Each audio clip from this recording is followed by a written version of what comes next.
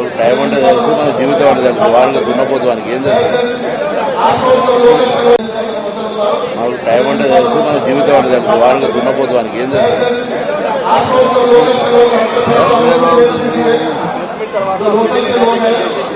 ఏమండి ఎక్కడ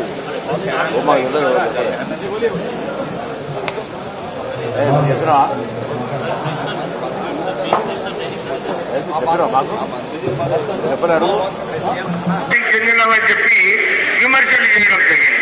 అక్కడ అందరు చూస్తారు, టీవీలో చూస్తారు, అందరు చూస్తారు. నేను నా ఫోన్ చూసుకుంటున్నాను. నేను ఎక్కడ కూడా ఎవరు ఏం చెప్పినా నేను వినలేదు. కానీ కావాలని నేను దళితుడు ఉన్నాడు, నా వారి పైన విమర్శలు చేసినప్పుడు ఎందుకు నువ్వు మాట్లాడలేదని చెప్పి పబ్లిక్ లో ప్రెస్ లో ఇవ్వడము ఎందుకంటే జూబ్లీ గెలిచే పరిస్థితిలో వచ్చింది. అందరు కూడా అనుకున్నారు కాంగ్రెస్ పార్టీ అక్కడ 12% నెగిటివ్ ఉండే, ఇప్పుడు 5 దీనిలో అక్కడ ఇన్ఛార్జ్ మినిస్టర్ అయిన తర్వాత అది 5% పాజిటివ్ తీసుకొచ్చినాను.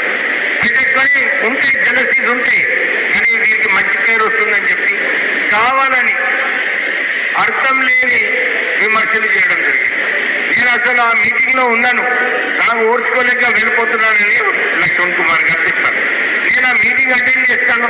ఆ మీటింగ్ తర్వాత ఇంకొక మీటింగ్ పోయినాం ఇద్దరం, సిమ్రేజ్ మీటింగ్. దాంట్లో ఇద్దరం పక్కనే కూర్చున్నాం.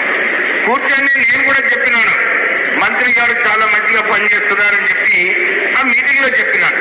కానీ నా మీద ఎందుకు విమర్శలు చేసినాడో నాకు అర్థం కాలేదు. ఆయన అది కూడా చెప్తున్నాడు, అదే నేను మాదిగా కులం అని చెప్పి వెళ్ళిపోతున్నాడని. ఇది తప్పుడు ప్రచారం.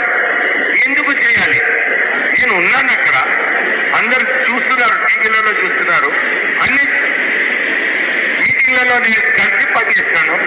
అసలు వారు రాజకీయాలలో వచ్చినప్పుడు కాకా వెంకటస్వామి గారే వారిని ప్రోత్సహించి, ఒక సింగరేణి కార్మికుడి కొడుకు యూత్ కాంగ్రెస్ లో ఉన్నాడు, వారికి ప్రోత్సహించాలని చెప్పి మొదటి కాంగ్రెస్ టికెట్ లక్ష్మణ్ కుమార్ కి ఇచ్చింది కాకా వెంకటస్వామి గారు.